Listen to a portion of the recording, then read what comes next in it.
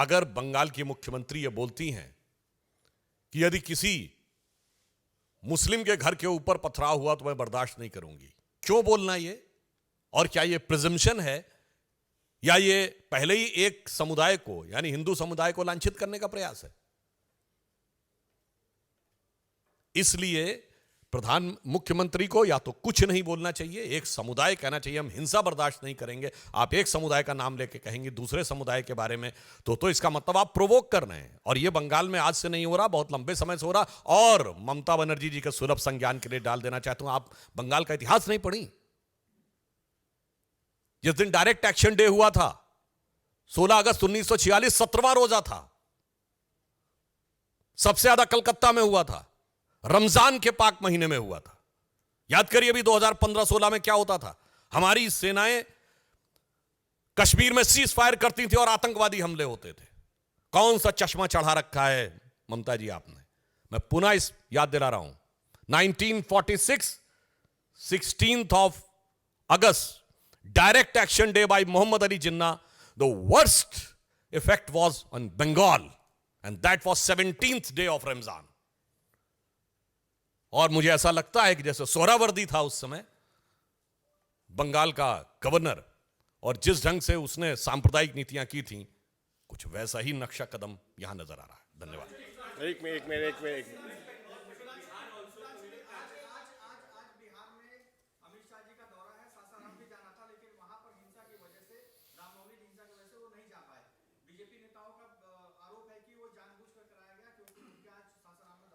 देखिए, जिस ढंग की दुखद घटनाएं हो रही हैं तो कहीं ना कहीं इनमें बहुत सारा संदेह की संभावना है। और जब जांच होगी तो ऐसे फैक्ट सामने आएंगे कि ये घटनाएं स्वतः स्फूर्त थी या योजनाबद्ध थी, और योजना थी तो किस कारण से थी।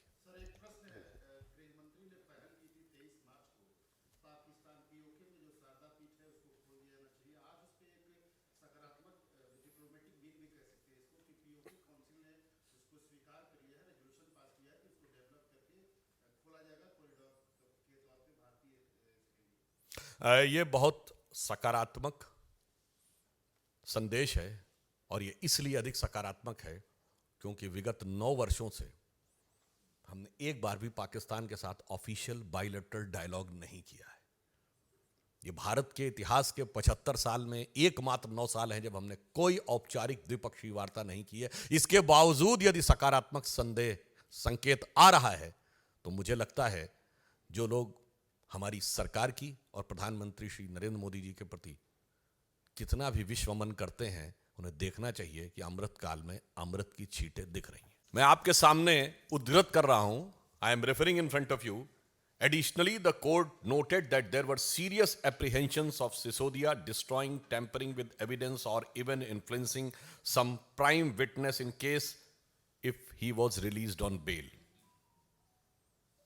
आगे के बिंदु में कहा है, the evidence collected so far by CBI not only shows applicants' active participation in the above criminal conspiracy, but also the prima facie commission of some substantive offences of the PC Act by him. और जो अगली line है वो मूल कारण है जिसके लिए वो सारा स्वांग रच रहे हैं।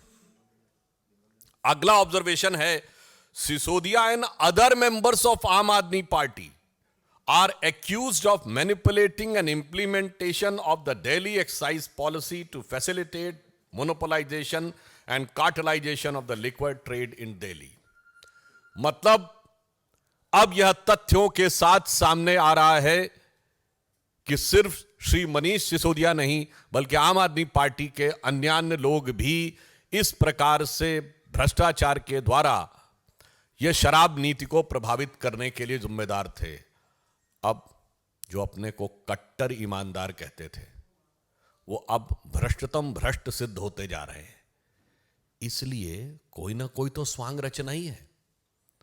इसलिए यह विषय जिसको लेकर एक बार फिर उनको गुजरात में कोर्ट से फटकार लगी है, जो कि उनकी प्रवृत्ति के अनुरूप भी है। ये ऐसे व्यक्ति हैं जो एक नहीं अनेक बार कोर्ट के द्वारा डांट फटकार पा चुके हैं, माफी मांग चुके हैं। इसलिए विषय प्रधानमंत्री जी की डिग्री का नहीं था, विषय तो इनके भ्रष्टाचार का था, ये उसके ओट में उसे छुपाना चाहते थे। और इसीलिए ये इस प्रकार का स्वांग रचना कि जो चीज पब्लिक डोमेन में है, जो चीज यूनिवर्सिटी की वेबसाइट पे है, उसे मांगने के लिए कोर्ट में जाना, तो ये सिर्फ कोर्ट का समय बर्बाद करना ही नहीं। मैं कोर्ट का ऑब्जर्वेशन आपके सामने पुनः उसका मेंशन कर रहा हूं। Further, despite the degree in question being put on the website of the petitioner university for all to see, despite this fact being made expressively clear with precision in the pleading before the court, and despite the respondent never disputing the degree in question either during the pendency of these proceedings or even during the final hearing। यानी जब यह प्रक्रिया न्यायालय में चल रही थी, ना आपने कभी उस विषय का संज्ञान लिया, ना कोई आपत्ति दर्ज की, और ना अंतिम निर्णय के समय किसी प्रकार की आपत्ति दर्ज की। And the respondent number 2 has persisted with the matter, this is one more reason to impose cost on the petition।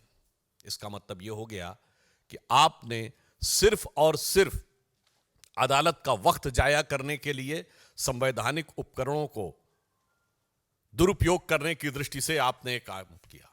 मुझे ऐसा प्रतीत होता है कि आम आदमी पार्टी वो पार्टी है जिसने अद्भुत पॉलिसी दी थी, एक बोतल के बदले एक बोतल फ्री। एक नॉर्मल कहावत में प्रयोग होता है ना कि फ्री की रेवड़ी, पर यहां सबसे ज्यादा फ्री की रेवड़ी बेवड़ों को मिली थी, एक पौवे के बदले एक पौवा फ्री। और जब ज्यादा पी लेता है आदमी तो मानसिक संतुलन खो जाता है। मुझे ऐसा लगता है श्री अरविंद केजरीवाल जी के साथ ऐसा ही कुछ हो गया है। वो पूरी तरीके से विक्षिप्त हो गए हैं और पता नहीं क्या क्या उल्टा सीधा बोलते भी चले जा रहे हैं, निम्नता पे भी आ रहे हैं और कोर्ट से भी फटकार पा रहे हैं।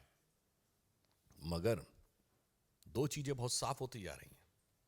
जिस ढंग की उन्होंने भाषा का प्रयोग किया है वो भारत की राजनीति में भाषा, शैली, भाव, भंगिमा, मैं तीनों चीजों की बात कर रहा हूं।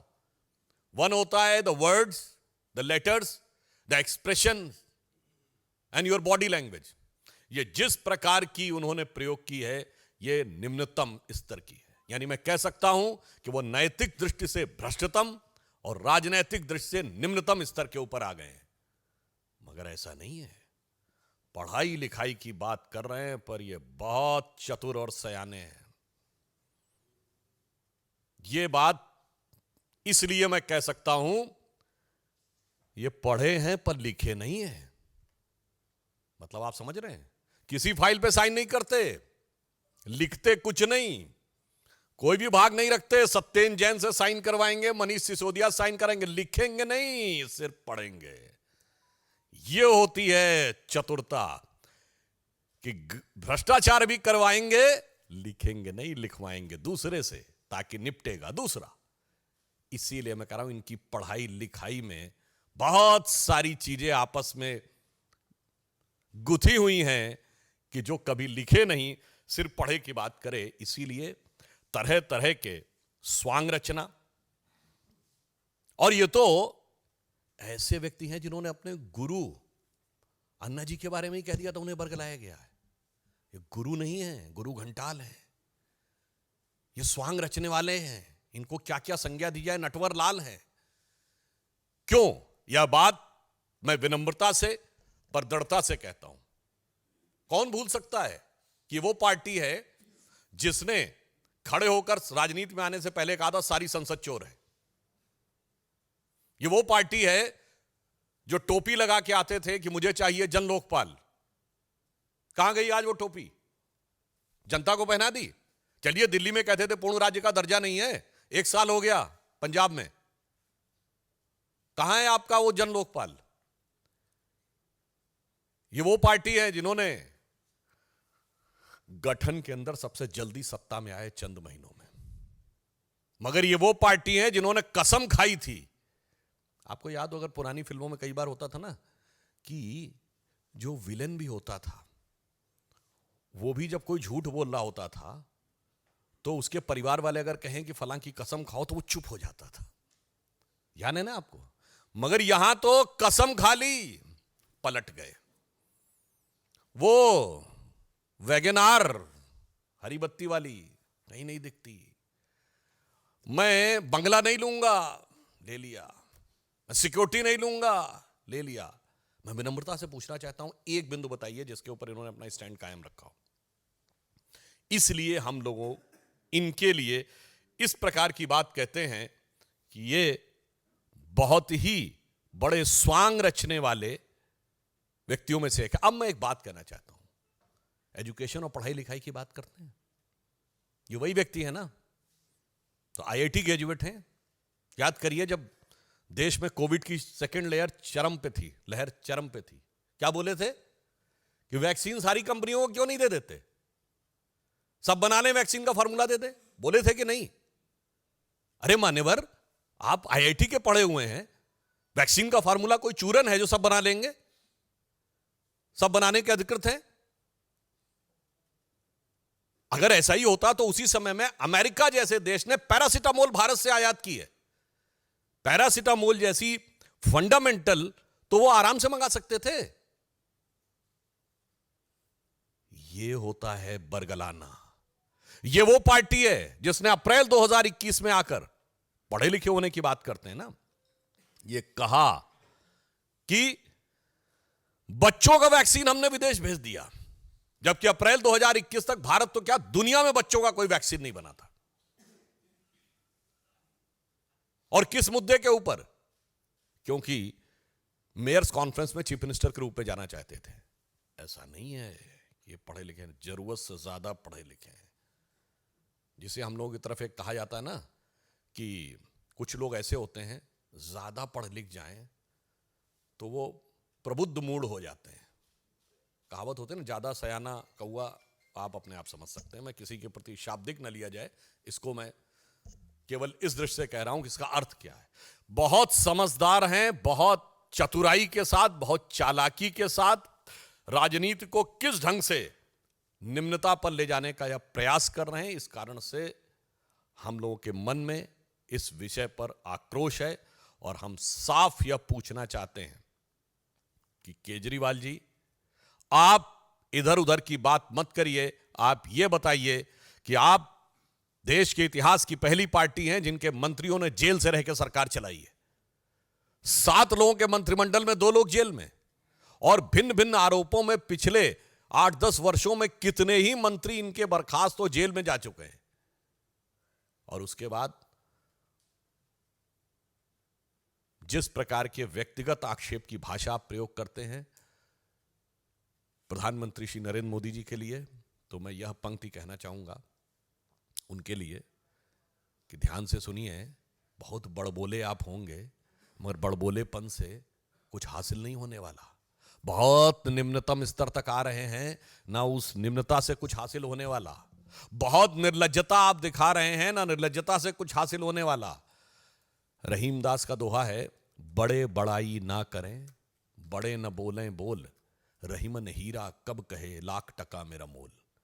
तो जिसके अंदर श्रेष्ठता, विराटता और योग्यता होती है, वो हीरे की तरह वैसे ही चमकता हुआ दिखाई पड़ता है, जैसे हमारे आदरणीय प्रधानमंत्री श्री नरेंद्र मोदी जी लोगों की आंख के आकर्षण बनके। और ये वो हैं, इनके लिए क्या युक्ति लागू होती है? संस्कृत का एक सुभाषित है, यस्य नास्ति स्वयं प्रज्ञा शास्त्रम तस्य करोति किम, लोचनाभ्याम विहीनस्य दर्पणम किम करिष्यति। इसका मतलब होता है, जो इन्होंने डिग्री की बात कही उसके ऊपर कहना चाहता हूं, जिसकी अपनी बुद्धि ना हो या बुद्धि कुंद हो गई हो, उसको कितना भी समझा दो समझ में नहीं आ सकता। वैसे ही जैसे जिसकी आंखें बंद हो या आंखें ना हो, कितना भी दर्पण दिखाइए उसे कुछ दिखाई नहीं पड़ सकता। तो केजरीवाल जी उस प्रकार के व्यक्ति हैं जो आंख बंद करके, जो देखते को ही देखना नहीं चाहते, तो उसे कुछ नहीं दिखाया जा सकता। क्योंकि अब इनके ऊपर, जहां से मैंने प्रारंभ किया था वहीं पे समाप्त करता हूं, जिस ढंग से तथ्यों के आधार के ऊपर भ्रष्टाचार उत्तरोत्तर साबित होता जा रहा है, मुझे लगता है कि उस कारण से वो दबाव और बिखराव की तरफ आगे बढ़ रहे हैं। शायद विक्षिप्त होने की स्थिति में है, अथवा वो भविष्य की किसी योजना के तहत जानबूझकर यह एक आधार बनाने का प्रयास कर रहे हैं। धन्यवाद।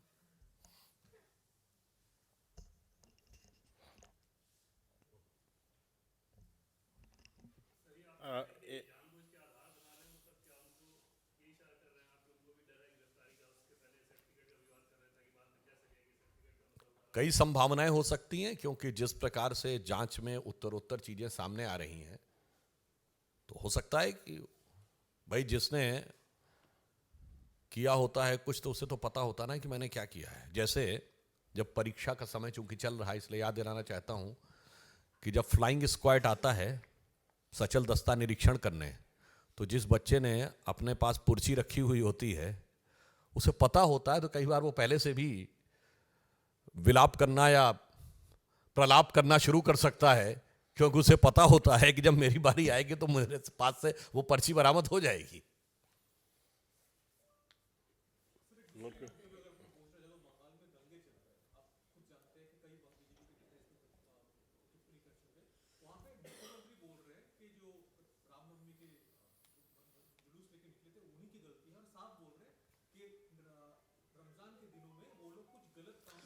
देखिए, बहुत दुखद बात है